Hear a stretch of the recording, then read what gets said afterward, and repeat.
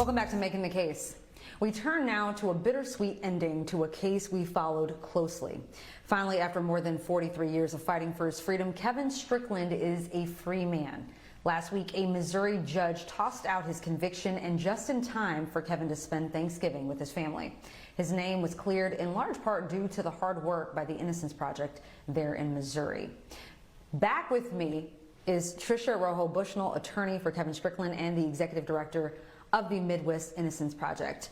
I am so glad that you're finally back on the show to talk to me about some positive news when it comes to this case. I say bittersweet because 43 years was taken from Kevin, but he's a free man today, Tricia. Absolutely. I mean, he'll never get those 43 years back, but he's not continuing to suffer greater injustice, right? And we're ecstatic that he's home. We know that there's a lot of work still to be done to both prevent this from other people and fix the problems we still have. For example, he's not entitled to compensation, even though Missouri stole 43 years of his life. But at least he will be able to fight those fights from home. Now, you've been with Kevin literally every step of the way, including when he finally was able to walk out of prison a free man. Let's listen to what he had to say shortly after being released. It's a lot. It's a lot. I mean, I think I've created some emotions that you all don't know about just yet. I'm gonna have to put a name on them. I've interacted a bunch: happy, joy, sorrow, fear. You know, all those. I'm trying to figure out how to put them together. But yeah, I think I've created a couple that y'all don't know about yet. Tricia, what was that moment like for Kevin, learning that at long last his name had been finally cleared and he was going home?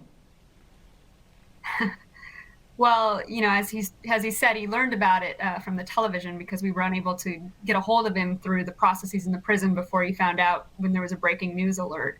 But when we did finally speak with him and told him we were on our way to get him, honestly, his reaction was, "I'll believe it when I see it."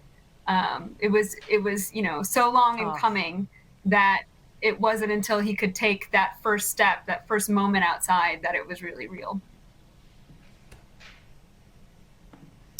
Now, when he was released last Tuesday, obviously he didn't have a penny to his name, but now, thanks to the GoFundMe that you created, thousands of strangers have generously donated almost $2 million to help him with his reentry to society.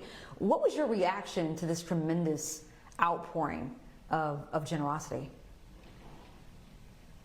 I mean, I think it's just overwhelming in an incredibly good way, especially with the amount of fight it took to get Kevin home. It can be really easy to become disillusioned in the ability for us to make change. But the reality is Kevin is home, the system is changing, and we can look out and see thousands and thousands of people that believe in justice, that there should be compensation for people when we harm them, that this should not be so hard, that innocence should be a reason to get out of prison, and that folks who not only just believe that, but act on that. It's just been incredible. And what was so incredible to read, you know, Kevin's response to those who donated was that it wasn't their responsibility. He's just so humble that it was up to the court to make his life a little easier given the 43 years that they stole. But there in Missouri, they don't compensate those who are wrongfully convicted unless they were exonerated by DNA. Why? I don't think that there's a really good answer for why it hasn't been changed or fixed. I think certainly when the statute was created was sort of around the time when they were creating the ability to get what's called post-conviction DNA testing. So when you're incarcerated, you've already been convicted, and now you're trying to get DNA testing to prove your innocence afterwards. So when they created this compensation statute, they tied it to that specific statute for DNA testing. So what they're saying is if you win on that, then you are entitled to compensation, and they didn't do anything for anyone else. And the reality is it stayed that way. I mean, Kevin is not the only person that's come home in the last, just recent years here in Missouri, and there's been no change. I swear these laws are made by people who literally don't have the practical experience of actually practicing law, because DNA doesn't make anybody more innocent than people who are exonerated by the prosecution's office. I mean, who else believed in Kevin's, innocence? I mean, the prosecutors themselves believed that they had prosecuted the wrong person. So that is enough. It's just beyond me. It's infuriating. So going from a prison cell, spending 43 years there and trying to re-enter society, that's obviously not an easy transition to make, even with millions in the bank account. What is the Innocence Project doing to help him transition back to normal life? Yeah, so at the Midwest Innocence Project, our organization, we have a social work department, and we have social workers on staff who, even before Kevin returned home and working with even other clients who are currently incarcerated, provide sort of services and therapy type services to help people prepare and creating the home plan and everything when they come home. So, some of the things that we still have to do for Mr. Strickland are get an ID. And to get an ID, right, you have to have your birth certificate, you need a social security card. And how do you get those? Well, you need to have an ID. So there's this whole long process of just getting the basics to then do things like open a bank account, that we are working with him and seeing him, every day as we're going through these processes.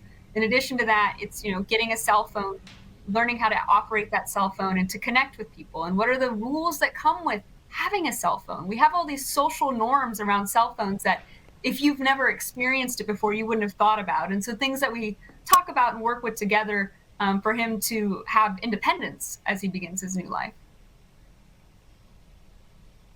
Tricia, Kevin said that one of the first things he wanted to do as a free man was visit his mother's grave, who unfortunately passed away before he was exonerated. Has he been able to do that?